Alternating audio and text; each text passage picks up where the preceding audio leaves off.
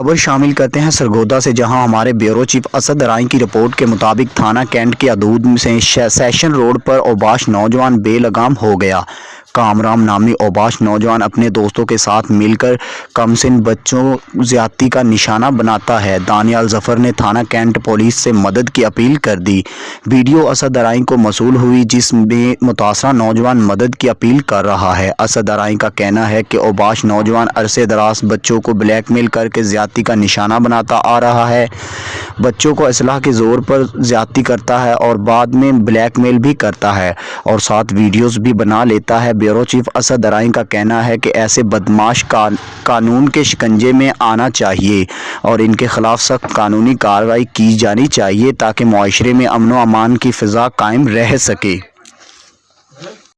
कर दो तो वो मुझे कहता है कि मैं तुम्हें जान से मार दूंगा।